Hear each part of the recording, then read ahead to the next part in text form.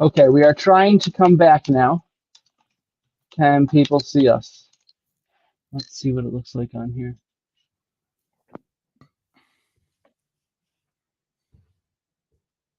No. It's still just on Twitch, it looks like. Damn technology. Not sure what happened. Technical difficulties. If necessary, I'll need to set up a new YouTube page, and we'll start in 15 minutes, which would be annoying. It is not.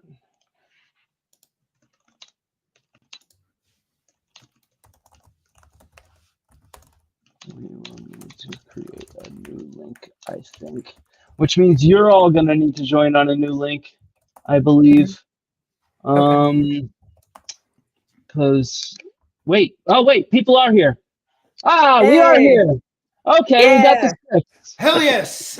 Okay, we got this fixed. Okay, great. So, we are back.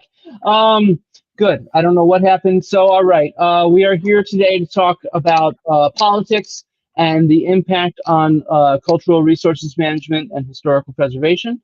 And I'm joined by Dr. Katherine Parker, Nate Fosaaen, and Kilan Jacobs. It's probably easier if you all just introduce yourself and your perspective on this. Let's start with Katherine, since I see you here. Okay, great. I'm Katherine Parker. I am an assistant professor of archaeology at the University of Mary Washington in Virginia.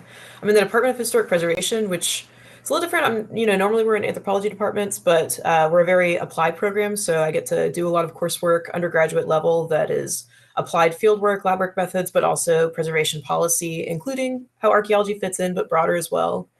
And I direct the archaeology lab on campus, the UMW Archaeology Lab. Fantastic. And so you're definitely one of the people to be talking about when we talk about historical preservation. Kilan, do you want to introduce yourself?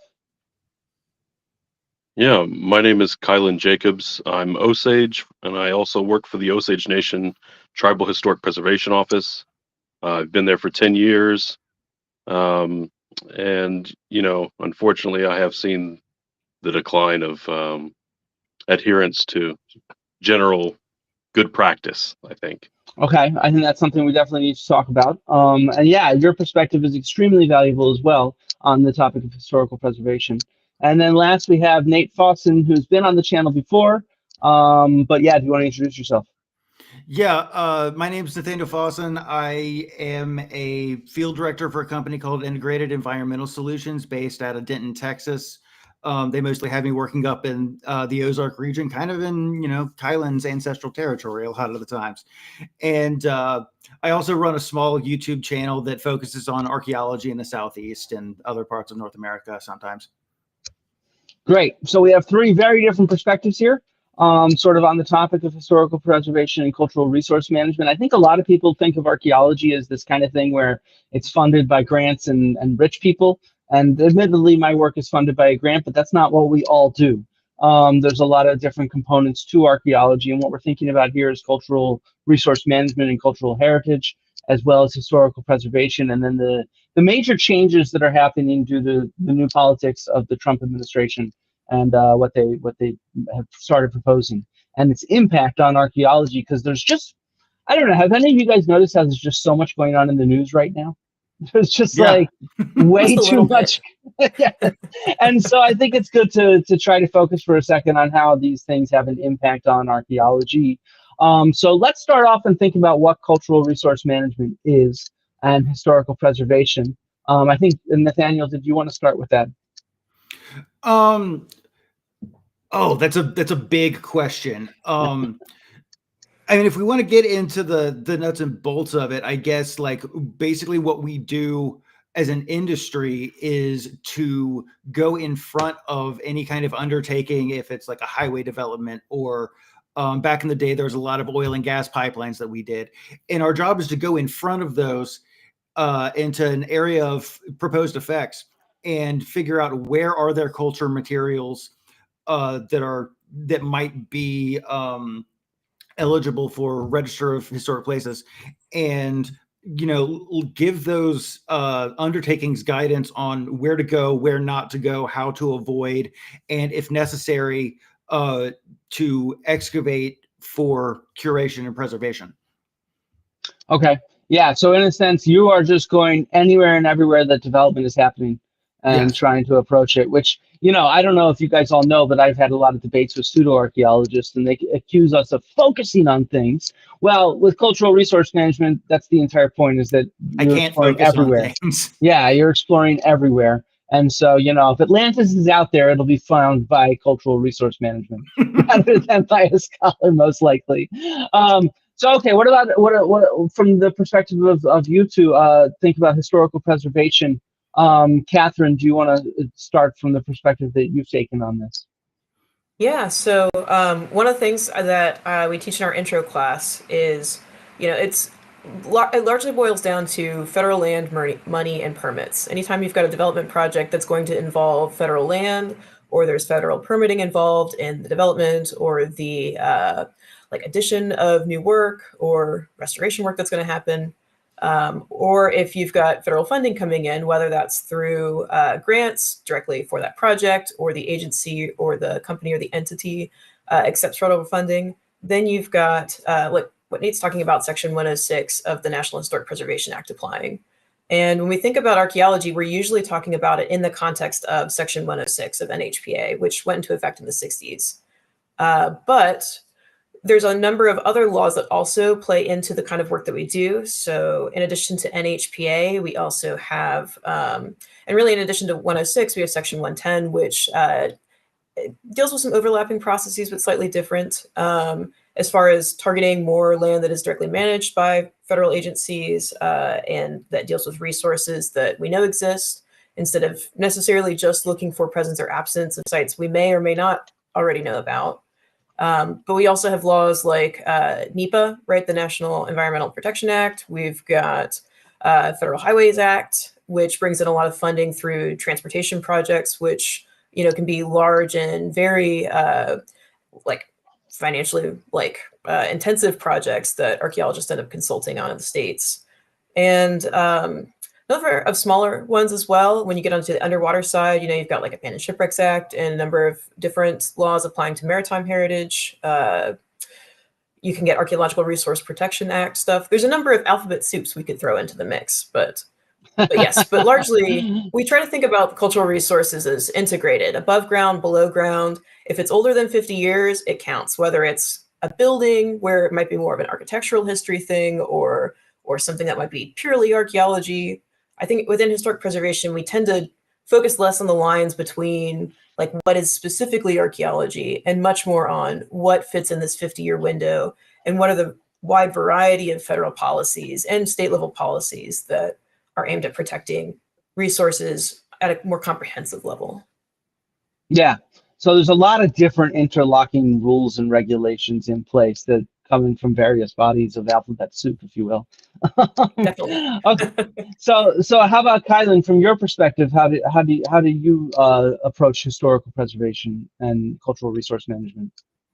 So much along the same lines as the other two, of course, Section 106 comes into play. It gives us the opportunity to consult in advance of federally funded projects, and us specifically being the Osage people, we consult on 15 or maybe 16 different states that are included in our ancestral territory, and so that means places that we've lived, traveled through over thousands of years, and hunted, had burials, village sites, et cetera, sacred sites. And so, of course, we want to stay on top of these federally funded projects. It gives us that opportunity to protect those places. But again, that's all based on, Section 106 and its application. But when that's being pushed to the side, of course, well, then all of that is at risk.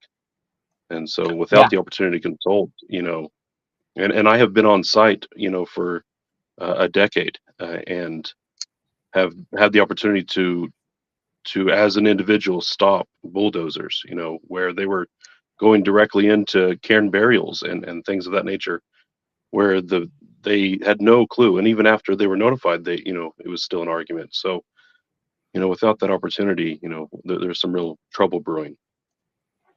Yeah, I want to jump in on that. Do that, please. Me and Kilan actually met not quite 10 years ago on a pipeline construction project. He and I were monitoring that construction. And one of the conversations that we had at the time was about cairn burials, which I didn't really know anything about at the time. And just for people who don't know, cairn burials are a burial style where the ancestor is placed and then rocks are piled on top of the body. So it leaves this small, I wouldn't call it a mound, but there is a landmark there. Part of the problem with identifying these historically within the CRM context has been farmers do this too. At the edge of farm fields, they're picking up, rocks as soil gets eroded and making these rock piles. And so a lot of times the lesser educated field technicians and field directors were finding these and dismissing them as field edge rock piles. So when even the professionals haven't been keyed into these styles of burial that are very low, impact, very low visibility a lot of times, it's even more difficult for a, backhoe operator who's working on, a highway construction to have any concept of what they might be getting themselves into. They're simply not going to know. And I identified probably about 20 of these things in Georgia 2 years later, based on the conversation that I had with Kilan. Because I would not have been looking for those things. I would not have recognized them for what they were if Kilan hadn't told me to look out for them. And it's a totally different region, totally different people group, but it still had the same result. Yeah, I think that kind of experience really matters, sort of knowing what to expect in a sense, because you understand your ancestors as Kilan does, or you've had that experience of talking with Kilan and being shown these things, so that then you can share that as well. And that's something that I definitely always promote, is the value of expertise and experience. We need to be protecting that in today's world, because it's really under risk. So I mean, is this kind of thing common where there's bulldozers where they might continue without some archaeologist or someone else showing up to stop them because they're actually impacting cultural heritage? I'm not sure how this works in the US. I mostly work in Europe. It certainly can be that way in Europe, as developers sometimes work at night even to try to avoid dealing with cultural resource management laws. So yeah, what's your experience in that sense? Well, I mean, I think definitely, of course, the ultimate goal is, we want to, as Nate said earlier, we want to go in advance of any kind of clearing, any bulldozing, anything. And that's ultimately our goal, is to get out, survey the land, conduct pedestrian survey, and make sure that there isn't anything that's obvious or stand out to us. Which, of course, along that same vein of thinking, with experience, it also comes understanding the landscape, what you're looking at. The layout of the land. For example, I might be clued in if we're on a hillside and it's south of a creek. This would indicate to me that there's something here. And that I think that type of thing isn't taught broadly in archaeology, but it's cultural knowledge that's passed down. And so I think that as Nate said, even experts in the field, 20, 30-year experts, if they haven't consulted with us, I think that they're at a disadvantage. And not just us, but all tribes, because as indicated earlier, we each have our own cultural basis and why and where and when we do things. And so I think that would, of course, work hand in hand with archaeologists across the board. So, but yes, obviously they're always trying to evade us, I think. And I think with the political environment that's currently ongoing, basically, from my understanding, they're kind of being pushed, no need to consult as long as it's a necessary project. So I think that's a scary notion. Let's dive in on this. So it sounds like one of the most important things that's under risk or a threat is this Section 106 of the National Historic Preservation Act, right? So do one of you want to walk through exactly how Section 106 works, or how it should work, I'm not sure which of you is best qualified to walk us through that. Katherine, you want to take on the ABCs? Yes. All right. Let me pull out my ABCs 1, 2, 3s, channel all of my Jackson 5. Let's see. Let's see. So, and I'm glad actually, because Flint, I think a second ago you had showed the ACHP, the Advisory Council's website. I'll show it. And I'll send you a link too. A colleague of mine put together a what is Section 106 for somebody who knows absolutely nothing about preservation, which can be a great resource if you're just getting into this kind of alphabet soup for the first time. But yes, so essentially what happens under the Section 106 process is when you have a project that qualifies, right? It has federal land, money, and or permits involved. The State Historic Preservation Office, or the SHPO, as we usually shorten it in the States, they are going to notify their client that you need to do a survey, usually what we shorthand as a phase 1, to assess the potential for cultural resources in an area, or if there's prior knowledge of a cultural resource that is significant, something that we usually equate with standards for inclusion on the National Register, which lists, historic resources all across the United States. Then we might advance a project from just looking for resources in general, the phase 1, to actually testing or assessing the significance or the impacts on that resource, which we would upgrade to a phase 2 or a phase 3. But regardless, once we get the okay that a project needs to happen, the client usually then is tasked with contacting licensed contractors in the state. The SHPO has a list of who meets Secretary of Interior standards for that work. And that list of companies or entities or consultants then are solicited for the work. They get hired, they go out, they do the survey work or the testing work, depending on what's expected.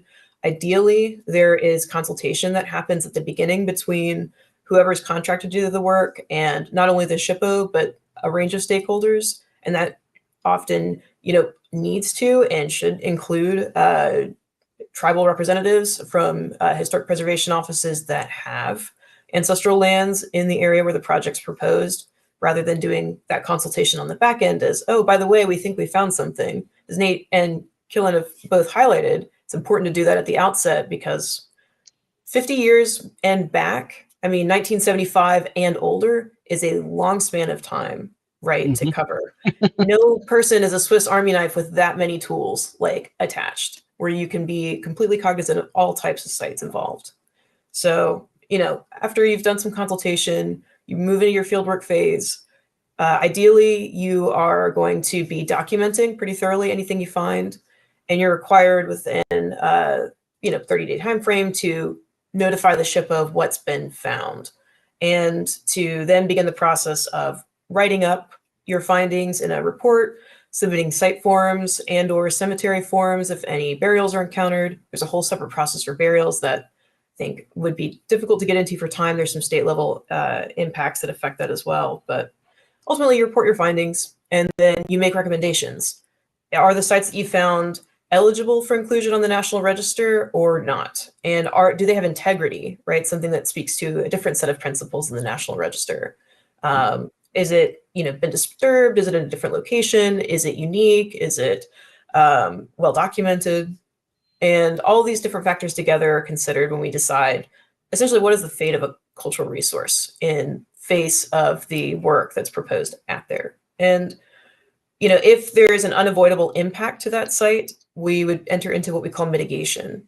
And mitigation is really done on a case-by-case basis. It's how we try to minimize harms on cultural resources and also to maximize the benefit of everybody in the situation. So how do we ensure that knowledge isn't being lost with whatever path we take, whether that is developing over part of or entirely a cultural resource? It might be, there's really creative solutions that have come up lately for offsetting the loss of knowledge by, say, developing new exhibits or interpretive areas, or providing funding to community groups to enhance their ability to attract tourism or amplify their narratives in the record in the absence of those sites.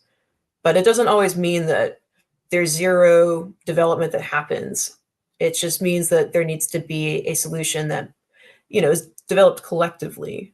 with all the different stakeholders in that process.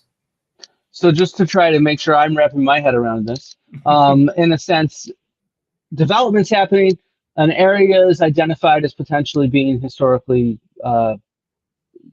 valuable, I guess is the right term. I'm struggling for the word. And then, yeah, significant. There we go. And then basically various stakeholders, from archaeologists to tribal representatives to different people that might be involved, local residents perhaps as well, will collectively decide on what needs to be done based on what the findings are. And so in some cases, it could be that things are so ephemeral that excavation or something happens, and then development proceeds. Maybe these things get studied in a report, gets written up. In other cases, maybe it's something more sacred or more durable, and so maybe something will happen to preserve it for the future and its integrity. And so, in a sense, there's a wide variety of different solutions based on what's being encountered and what the different collective stakeholders agree upon, in a sense, including the developers, I imagine, is one of the stakeholders.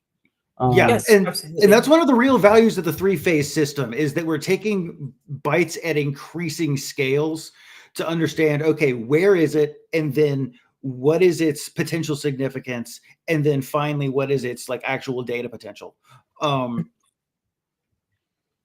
Yeah, and I think that it's helpful to note too that sometimes archaeology is a mitigation strategy, right? Because archaeology can be, it is inherently destructive, right? And sometimes the best strategy can be to do intensive archaeology so that a site no longer exists, but in a way that we've been able to control the way that excavation has taken place and documented appropriately, rather than just saying, well, we can't protect everything, and so we got to let this one go. But yeah, yes. for sure. I mean, I would think in lots of cases, probably archaeology is the mitigation, I would assume. Yeah. So what about from a tribal perspective, Kylan? How do you view 106? Well, again, 106 is, kind of our, it's our primary means of taking part in the process. Okay. Without it, we're really left in the dark. And so I think that, we always try to, again, consult on the front end whenever notifications sent to us that there will be a potential project. We look in advance long before there's anybody on the ground, and we try to ensure that there aren't areas of concern for us. And should we think that there potentially is, then we'll suggest that there's a survey. And so it's an ongoing process. And like I said, we're involved with about 16 states. And so this is something that we're constantly pursuing daily, and without him. So, Kylan, you want to talk a little bit about NHPA and like how that integrates with 106 type stuff? Especially final rule, because there's been some updates now too. Well, NHPA, of course, is our ability to consult with institutions like museums, universities, things like that, whenever they have certain items, either items of cultural patrimony, sacred items, human remains, anything, burial materials, things of that nature. And it gives us the opportunity to consult with that institution, and then, of course, to have those things repatriated, should that be what we decide to do. Which can mean, it comes back into the possession of the tribal nation, or it could be that we choose to rebury. And so NHPA is all these things that really we view as 100% necessary to ensure our sovereignty is in place, because we are sovereign nations. If we're not in control of our sacred spaces, of our ancestors, that's really a huge blow. And so, yeah, Section 106, and NHPA are really key elements in our sovereignty. So I have a question. So, I mean, we oftentimes think of, at least in the news, and like I said, I work mostly in Europe. We think of NHPA oftentimes as repatriating ancestors and grave goods that have already been excavated. They're in museums and stuff like that. But how does NHPA integrate with sort of ongoing cultural resource management work? Because I imagine that there must be times when you find a cemetery or graves. Does that then take precedence over Section 106? or vice versa? Do they work together, or how does that work? Yeah, I think that they're a kind of a simultaneous, ongoing partners. You know, oftentimes when Section 106 is, the consultation process is going on, there's inadvertent discoveries, and then Mhm. those get turned over to our specific NAGPRA coordinator, and then they kind of take the lead on those instances. But yeah, I mean, you're absolutely correct. There are constantly burials and grave goods and things, that are, inadvertently discovered. And Yeah. so, yeah, that's kind of where it takes the lead there. So before we talk about the proposed changes and why we're here, I just want to get a sense from all three of you. How satisfied are you with how things are currently? I mean, I'm involved in the industry, so there are always things that I see that I want improvement on. Like, I think that at its bones, it's a good system that requires us to constantly be improving. Like, if you look at CRM reports from the 90s, they're almost unusable in a lot of cases. Our standards and methods have improved so radically since then, but it's still based on the same fundamental set of laws since I think 1993 was when NAGPRA was really implemented. So it's the same fundamental set of laws that's happened, but we've gotten better at actually implementing them. Things like the care and burials that me and Kilan were talking about earlier, like these are things that are eligible under Section 106 to be, evaluated and identified and things. And but people were not equipped with the knowledge or expertise to identify them. And so like improving the labor pool, the professionalization is one of the things that I want to see more of. It's not the process, it's the education that I'm most focused on. Mm-hmm. What about you, Katherine? Yeah, I would agree. I think education is something that has been frustratingly uneven around how these policies work.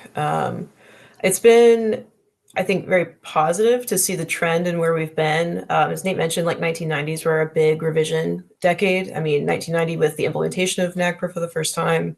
1992, we get the amendments to NHPA that, among other things, designate tribal historic preservation officers.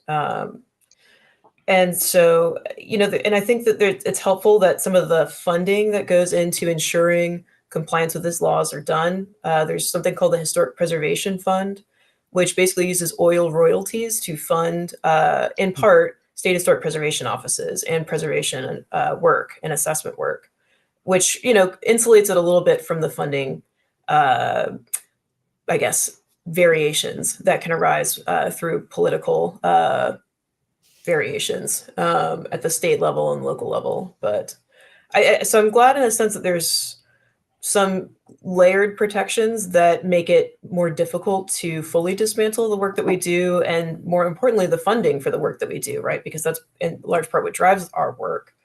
But I agree, I think the education both within our profession about how these policies fit together, about what are the best practices and how those articulate with the laws, but also allow us to be ethical archaeologists in, beyond the minimum standards established by these laws is important, as well as education outward, right? I mean, I know you and Nate have talked about quite a bit, the need to be able to make our work transparent and why it's important, transparent, and the sort of value for dollar, the return on investment that comes from doing this work, transparent, is still lacking. Yeah, it's something that I struggle with because it seems like everybody's so interested in archaeology and history, but like they don't recognize what we do or how it's relevant, and the way we're portrayed in the media just doesn't get that across. Yeah, so very important. So Kylan, how about you? Are you satisfied in general with how Section 106 and NAGPRA and these other regulations are working? Well, I think when you're Go get speaking 'em. with Go get tribes, 'em. generally Hey, there's a I'm not. dissatisfaction. There's a dissatisfaction. Yeah, sorry, we shouldn't be joking around.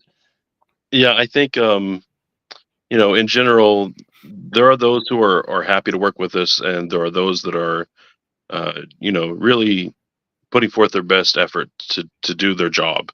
And then I think, of course, on the other hand, there are those who blatantly disregard. There are those who don't really want to consult, who will avoid consulting.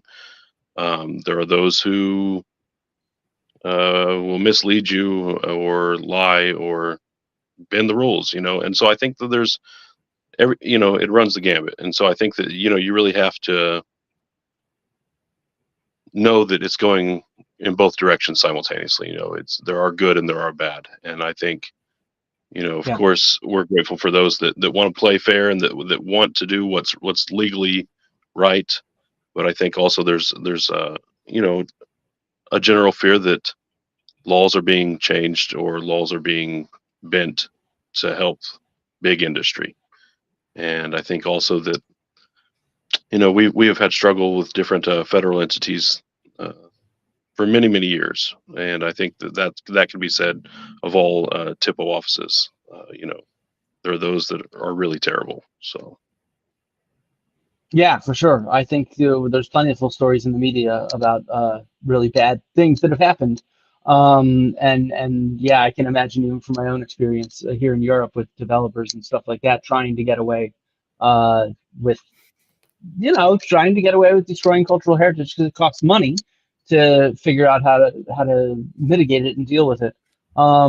Okay, so I think hopefully everybody has a sense of how things stand. So what are the changes that are being proposed or that we're fearful are being proposed? While Googling around, I've seen even just an SAA bulletin from October, so before the election, talking about Section 106 being under threat, and explaining quite clearly how it can help preserve and save America's history. So what kind of threats are we talking about? What are we seeing as changes that are being proposed? Oh wait, did I just do that? Oh no, sorry, Katherine. I did that. All good. So what are the changes that are being proposed? What's actually happening right now that we should be worried about? I think the first one is the this very sham energy emergency that has been declared by the Republican administration. Basically, they're declaring an energy emergency so that they can start having administrators use emergency powers to accelerate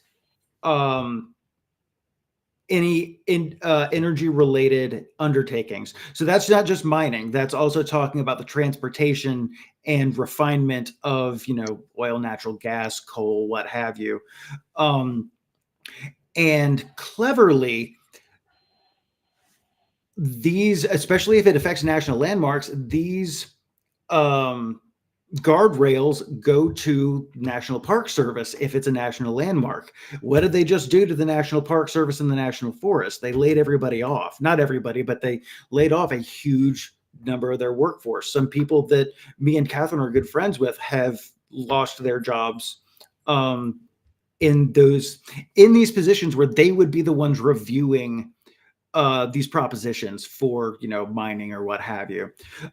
So if you have removed the watchdog and you have created a system where things are getting accelerated and, you had 3 watchdogs and now you only have 1, there's not enough people to actually process all of that information. And there's a strict, a very small time limit on when, notes and reviews can be made.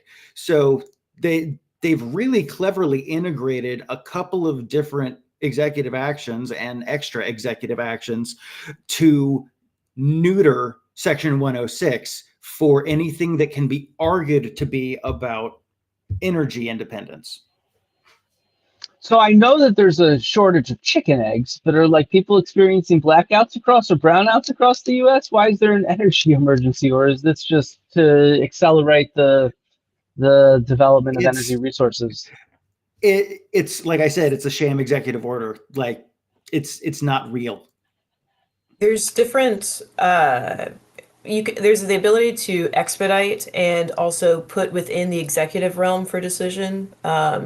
decisions like these if it deals with a state of emergency. I mean, I think that's largely what is driving this, is it really enables the executive part of the government to take action on these fronts and to take swift action on these fronts if an emergency is declared. And yeah, and as you guys have mentioned, energy touches on a good part of the work that we do and what funds a lot of our projects under 106, but not exclusively. But gutting these regulations affects all of the work that we do and these resources. It is challenging when you think about how the Antiquities Act, which gives the president since 1906, the ability to create new national landmarks and protections, how that also plays into the regulatory side of Section 106 of the NHPA. There's a lot that can fall under presidential purview that can affect our work very, very readily. But I think that's why we're seeing emergency language being thrown around.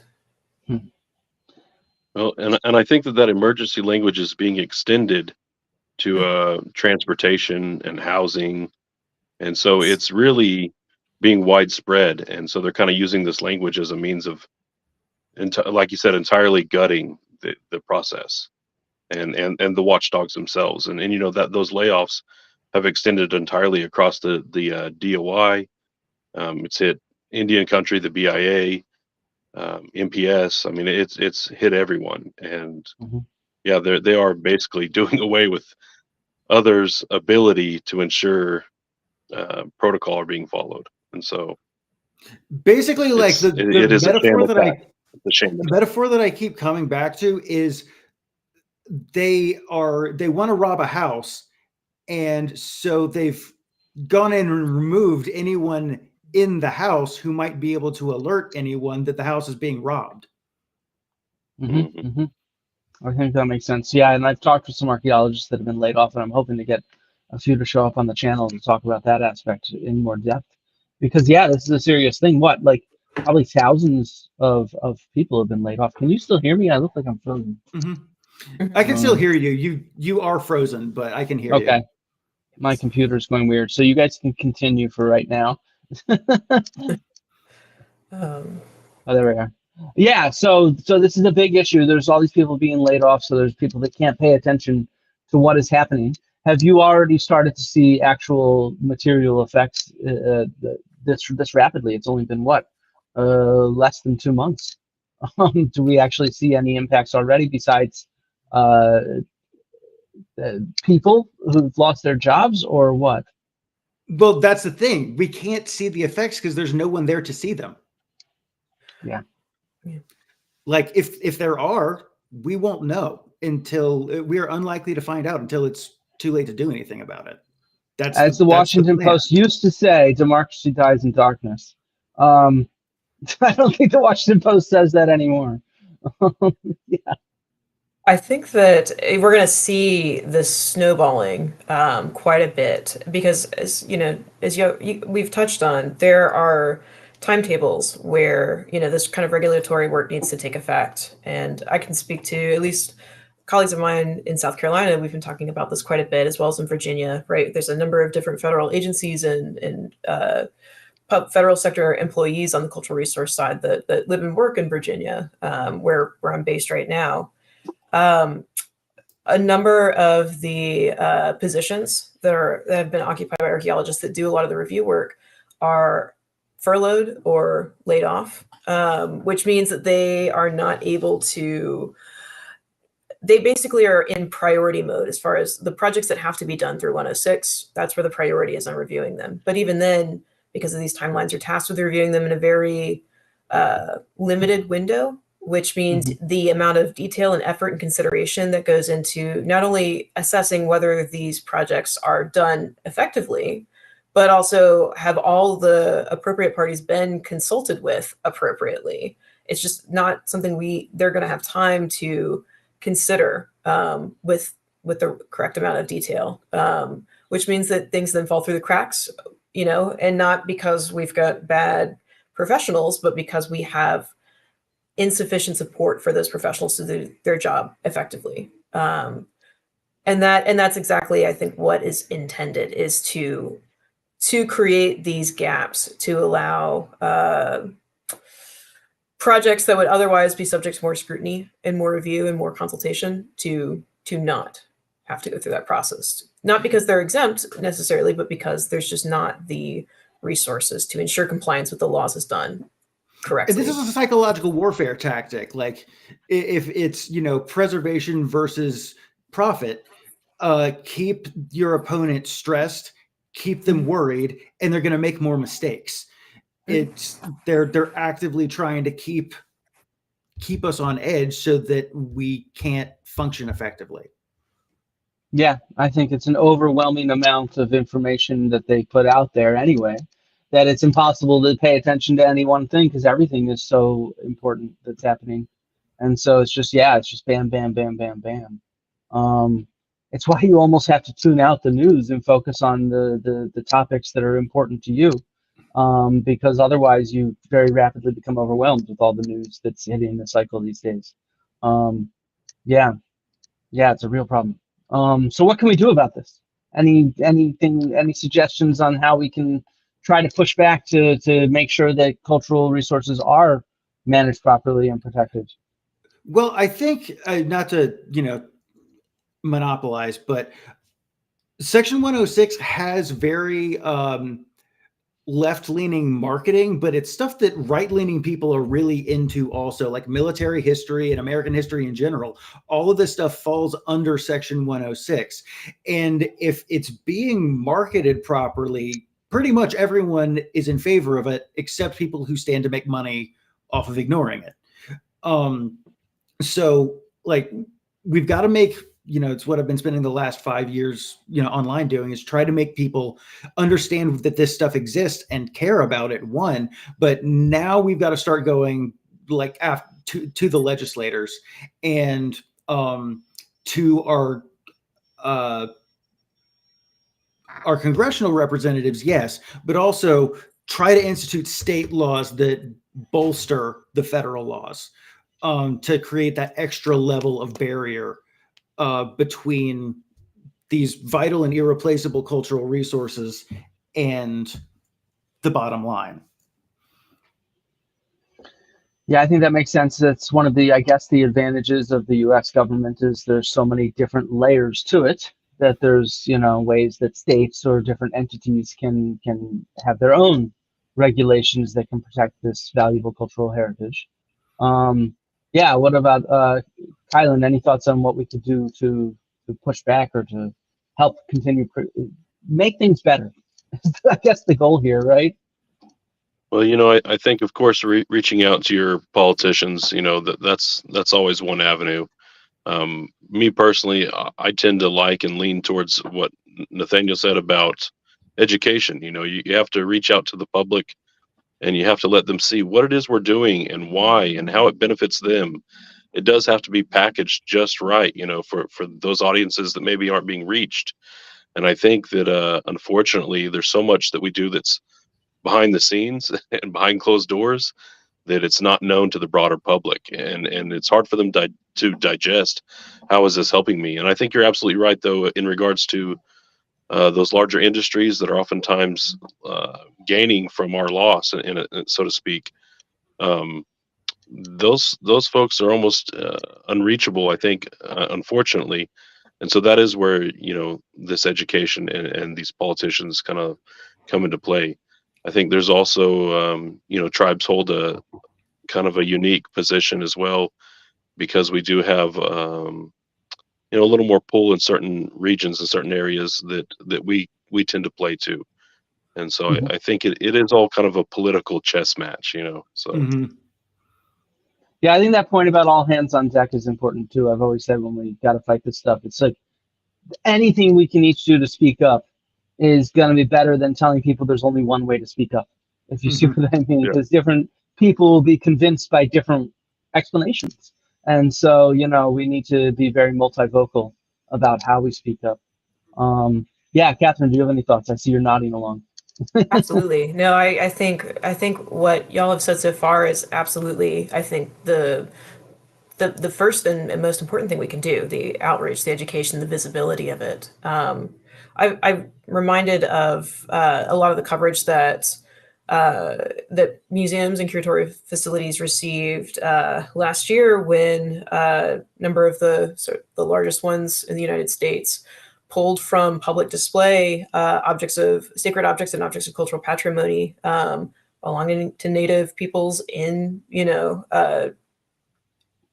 what is now the U.S., right? But that and highlighting that relationship with NAGPRA, as well as the updates to NAGPRA, and emphasizing that these taking objects off exhibit is not done to. It's not a negative thing, that institutions are not upset about these changes, but it's an opportunity to have a conversation about how positive building collaborations and respecting stakeholders' interest in these objects and how they are treated and who possesses them, right? It became a really important conversation point. I'm not saying that that's solved every problem, right? But I think those sort of shock value kinds of actions really put for everyday Americans who may not be really in conversation with preservation otherwise, the impact of what we do and why it matters. And so, I know that at least with preservation broadly, there are a number of tax credits that small businesses receive, for example, for maintaining a historic home, whether it's their personal residence or it becomes more of a tourist opportunity. There are a number of different studies and numbers that come out through state and federal level tourism boards that highlight the value of heritage tourism to local economies, to the sites themselves, right? And many of whom are small business owners and private landowners.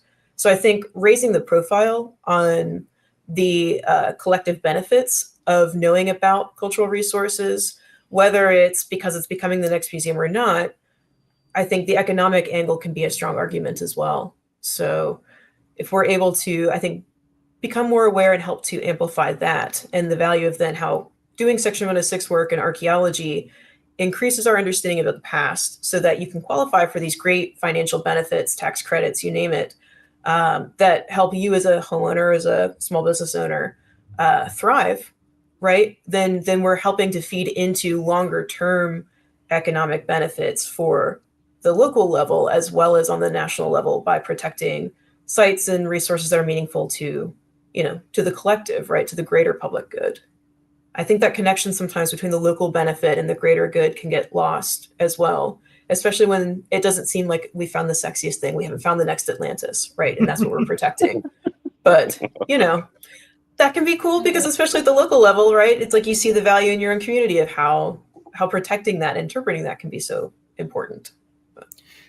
And I have seen a lot of complaints about like what value is another lithic scatter, blah, blah, blah. And yeah, fully agreed. That's why when we find another lithic scatter, we say it's a lithic scatter. This is probably not all that important for Section 106 eligibility. You may build your road. It's 4 flakes. Who cares? As long as we're actually taking into account also other aspects of landscape understanding and things like that, typically, yeah, we've identified that it's not that significant and we can move on. That's a huge percentage of the spaces that are legally sites. That's most of what happens to a lot of them. Because again, it's 2 flakes found on a hillside and that's it. We have 4 Nathanael, flakes right here. Point. Sorry.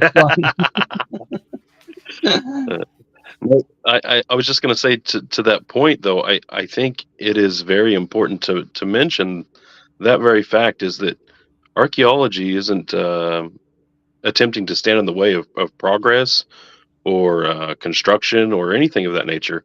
And I think that is one big mispackaged ideal amongst the broader society. And I think that's really never been the case. And I think if you've ever been on site, whether it's a federal highway or an oil pipeline, whatever it has been, we've always been able to work together, and a resolution has been found 99% of the time very, very quickly. And so whether that means, again, mitigation, or if it's rerouting, or, it's never just completely put an end to a project. And so I think that is one big misconception, and I'm glad that you pointed that out. Four Flakes isn't stopping anything, and should something be temporarily needed to be investigated further, then that's all it is. And so, and especially, we talked earlier about that case about the cairn burials. There were quite a few down that ridge, on that project that Nathaniel and I were on, and that project was just rerouted by, correct me if I'm wrong, maybe like less than 100 yards. Yeah, And just shift it. Done. yeah, and that was all within the same day or two. They rerouted and it went on, and that was a major pipeline. And so I think that there is this misconception. So yeah, sorry, it's funny. just wanted to add that. No, that misconception is everywhere. Everywhere I've ever worked, which is in like 10 different countries, everybody thinks archaeologists are there to shut them down, right? And it's kind of, it's the exact opposite in many ways. Construction is oftentimes, or development is an opportunity for us to actually engage with the landscape and to see what is there. And so as long as the rules are followed appropriately to manage and mitigate and to examine and protect historical preservation and cultural heritage, I mean, that's what we want. That's all we want. We don't want to sort of shut down human society to protect the past. We're not trying to do that. Yeah. I think that definitely gets lost in the noise a lot. It's like we don't want to keep all this stuff, right? We have so much stuff. We're dealing with a curation crisis. The last thing we want is box and box and boxes of stuff. We would love to be able to ensure that the actual owner, and with property law in the United States, 9 times out of 10, the person who owns that land, it's still their property, whatever is recovered archaeologically, right? But to be able to communicate that effectively, to make that more transparent, we really do need to have these jobs protected, right? Because then there's not enough people to communicate with the public about, hey, there's a project happening here. This is what it means. Think about all the DOT projects I used to do, right? You ideally have landowners notified before you go out and survey. They've received a standard letter from DOT saying, hey, there's going to be a survey happening, for this kind of project. It's sanctioned, so you can anticipate somebody trespassing. They're not actually trespassing. Here's why they're there, right? But if you don't have that sort of transparency, that communication, as well as the communication about what happens to things that we find and why it's important, I mean, it harms everybody. I mean, Nate, I know that you've worked on pipeline projects as well, too, like stuff I've done with other companies, 2016, 2017, on the East Coast. There can be a lot of challenges working on private land and contentious areas around these projects because of the desire to protect your land from, having the pipeline in your backyard. Yeah. But that communication, again, that transparency really helps them emphasize that we're all working toward the same goal. We want to protect cultural resources. We want to try to avoid having crazy pipelines going through people's property. If we can, want the road to get built. We want the bridge to get built. We want those things to happen. We want the solar farms, and we want all of this infrastructure to get built. And we want it in the best place possible. We do that. Yeah. We don't end up destroying stuff that we also want to keep preserved. Flint, if you don't mind, there's a question in the chat that I think is works with this. Yeah, which one? Can we place covert surveillance on some of these sites that are in danger, or on these agencies? I'm sure they wouldn't like being filled destroying irreplaceable indigenous sites in history. We have tried this.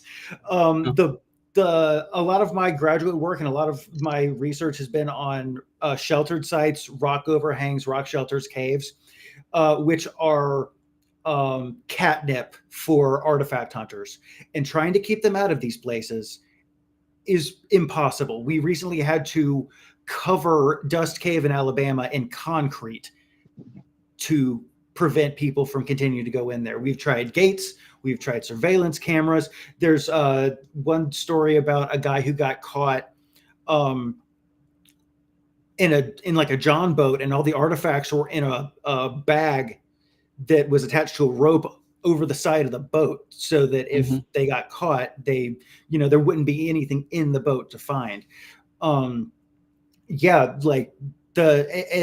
part of the reason that we have to kind of be quiet about what we're doing while we're doing it is because once people know that, oh, there's a team of archaeologists excavating this site, they show up at night and start digging stuff up. Yeah. Mm-hmm. Yeah, I've had that happen in different places as well. It's a real problem. So many different issues here. So okay, trying to be a little more positive. Nate shared this link with me for the Federal Register and the removal of National Environment Policy Act implementing regulations. And so this is something that it's possible for members of the public to submit a comment on. Mm-hmm. And so I encourage everybody to try to speak up. So Nathanael, do you want to try to explain what this is about and how can we guide people on making a comment if they're so inclined? Why does this matter? Yeah, so NHPA, a lot of times NHPA integrates with Section 106 and the NHPA. So if there's an undertaking, NHPA will be invoked, and then there's like an addendum with 106 attached. And so this NHPA was established. They have a, let me find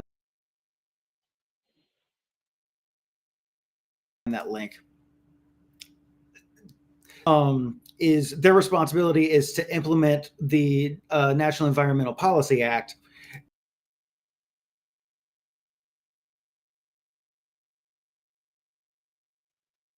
Is this Nate that's freezing, or It's really that this is the first executive order that's come out that we've got that integrates with archaeology, although albeit indirectly, that we have an opportunity to start talking to lawmakers about to voice.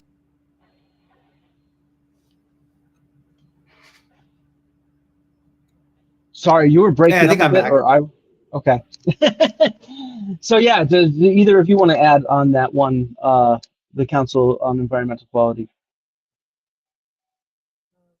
I will say there's a document that I just came across this weekend. The SHA, the Society for Historical Archaeology, Society for American Archaeology, the American Cultural Resource Association, and AAA, American Anthropology Association.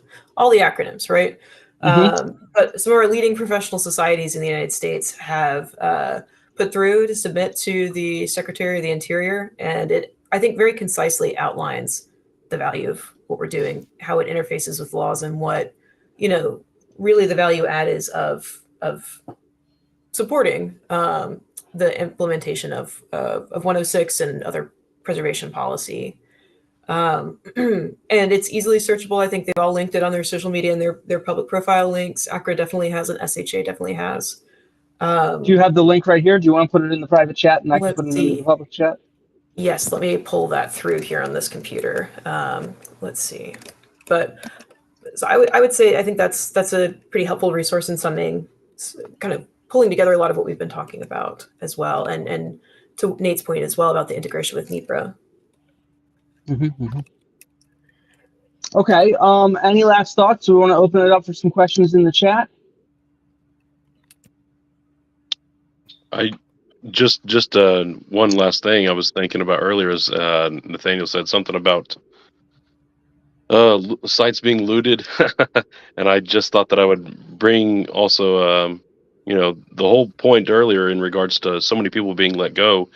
We won't even know what's being looted for quite some time because there aren't people on the ground to look over those things. And I can tell you, even when things were running as they should, theoretically, I have come across site after site after site that was looted, and sometimes in national parks and other locations.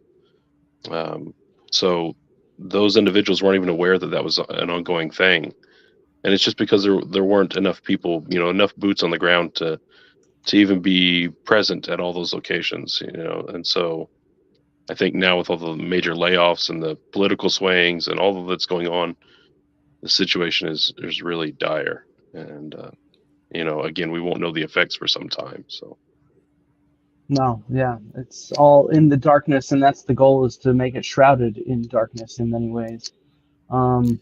Now, some cool things to talk about, though, regarding like looting. There's a professor at East Kentucky named John Endonino who does field schools on looted sites, and the goal there is to identify and then rehabilitate mostly bluff shelters and rock shelters in southern Appalachia, where identify these sheltered sites that have been looted and then excavate them for whatever material is still present and can be documented, and then make it look like it was never looted in the first place, so that if people come back, they're digging already dug dirt, and they're not damaging anything that's left there. So that's field schools. That's stuff that they're using to teach students. That's a really great way of teaching the field skills and also integrating this like problem of looting that we've got in the country. Yeah, no, that's a good point. And that's an issue sort of everywhere. But I guess in the US, it's got to be a much larger issue because of the issue that people can also do this legally on their own land, if you see what I mean. Well, also there's a lack of, because most people doing it are not, it's not their direct ancestral heritage. So to them, it's just stuff. And it is part of their own cultural heritage, because you've got people who are 5 generations deep doing this. This is something that their, dad and granddad and great grandfather and great great grandfather have been doing. It's a family tradition to go into these bluffs and dig them out. And so trying to, rein that in becomes extremely difficult because it's a intergenerational tradition. Yeah, I think that makes sense. And I mean, though, that said, I mean, being in places, even if it is people's own ancestors that created these artifacts, sometimes they'll still be willing to loot stuff. That certainly happens in Greece where I work, or in the Balkans. So that's not always a guarantee. But yeah, I think that especially in a state like America, that divorce from those connections will lead to people not thinking about it in an ethical manner. So yeah, there's a question for Nate here. Let's see. It's a phenomenal question. Not that I know of. It's a whole lot more just like going up to bluff shelters and digging them out for, like, the Tyler Childers song Banded Clovis is really just like a very romanticized version of a very real thing that happens. People are looting out sites, looking for artifacts, selling it for pills. Yeah. All right. Well, I don't think we have too many questions. Any last thoughts then? Any room for optimism? What can we do to fight? I guess get in touch with our congresspeople and try to comment on things, and then try to do our best to educate people about why this stuff matters. Yeah, I mean, get loud. I mean, we're seeing a lot of video evidence of people at like town halls and talking to the representatives in person. I saw one where the entire crowd, left, right, and center, was chanting, "Do your job." Like having that, grassroots vocalization of what we expect of our representatives encourages them to actually do it. Like, some people are going to ignore the general public because they have other vested interests, but the people who are in positions of power who can resist are going to be more empowered to do that resistance if they feel like the public is behind them. Yeah, I think that makes a lot of sense. Yeah, and so if you guys are interested, if this continues progressing, which it probably will, we could try to think about how to put together a more polished video on this topic that could get across sort of what happens, why it happens, and why it matters, and why we should be thinking about that. Because I think certainly a chat like this is a good starting spot, but there's obviously room for trying to create something that'll go further and explain things in a more engaging way. I don't know, a snappy way is maybe the right way to put it, than just a conversation, if you see what I mean. Not to say you're not all engaging, you are. It's just honestly, SAA is right around the corner, and we're gonna have some of I know that you and Milo are both gonna be there. This might be something that we need to all get in a room and start talking about how to put together this information and disseminate it to community leaders and things to actually try to get some things done. Yeah, I'll be bringing camera equipment and recording equipment. So if any of you are at SAA and want to have an in-person conversation, I'd be game to try to do that. I think that would be a good goal to try to. It's a little more engaging than a Zoom conversation like this, if you see what I mean. And we can try to then edit it and put in footage of things maybe from the excavations and work you guys have done, to try to put together a more compelling narrative or a more snappy narrative. Yeah. Well, I think this is a great start to just beginning the conversation and having a place to jump from. So I applaud the effort here and just putting it out there more. Yeah. Yeah. I think that's the goal, is to, at least my goal with the YouTube channel, is to try to get these conversations going and to raise awareness, because I think it's really important. And I mean, it's just so frustrating, but we have to do something. Absolutely. And it's hard Yeah. to know, with it being so much and in so many different areas of our lives, like how do you even begin to strike back at something like this or make an impact when there's so much, frustrating stuff happening all around us right now. But I agree, it's helpful to have these conversations. And I think the work that, y'all are trying to do as far as really make it, in every possible venue where folks might be encountering this information as possible is, a good starting point for trying to combat that. Yeah, I mean, I'm a big fan of, I think everybody should just get on and, like, if every archaeology professor made one YouTube video a year of their best teaching lecture, if every CRM firm made a nice little synopsis of an excavation that they've done, where it's ethical, of course, to share their work and whatnot, I think we could really get a lot of eyeballs on this kind of stuff. It just the cool thing is, that stuff exists, but it's not all in one place. There are, like, if you look up like Calf Creek, you're going to find 14 lectures on YouTube where people are talking about the Calf Creek horizon. If you like, these videos exist, they're just not compiled anywhere.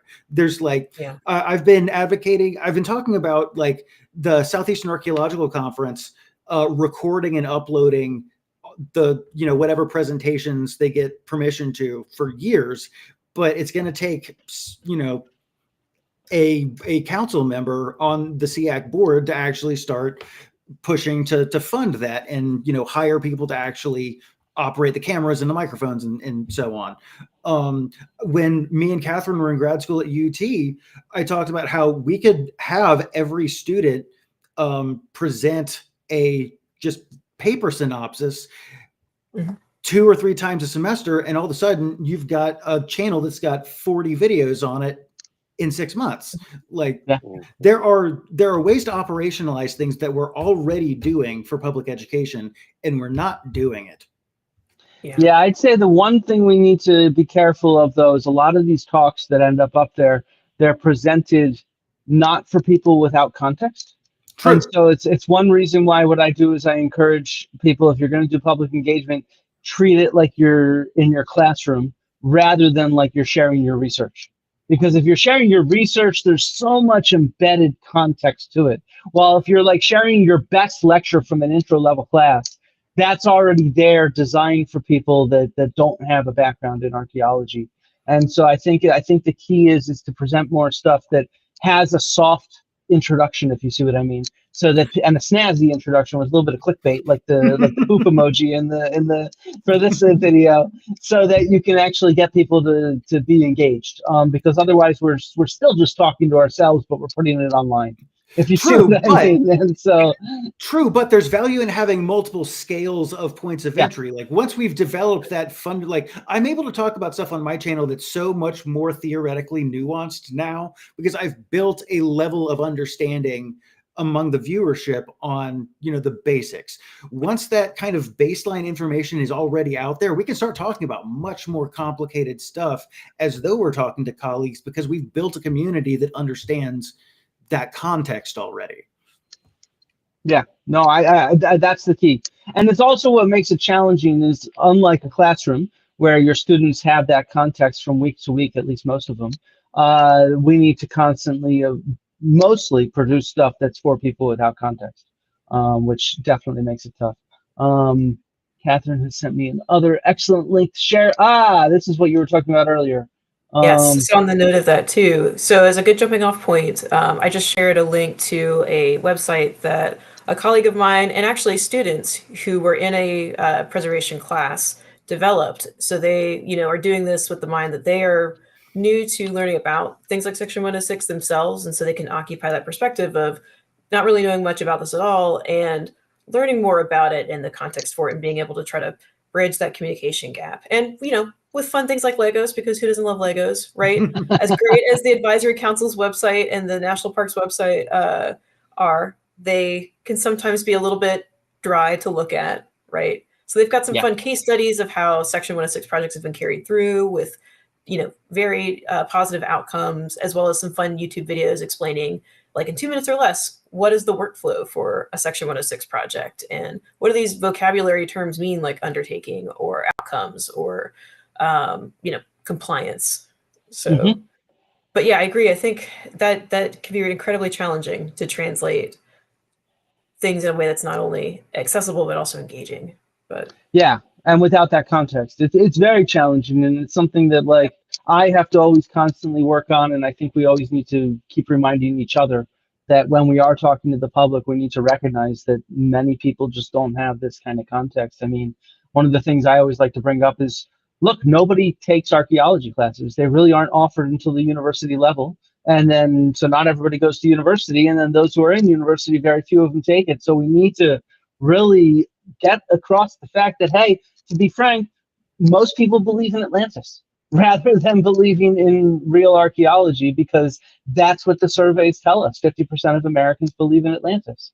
And so, we need to recognize that people don't have that context, and we need to constantly step back when we start speaking and introduce the kind of context so that people can get hooked and be able to get into the more depth that we want to discuss, right?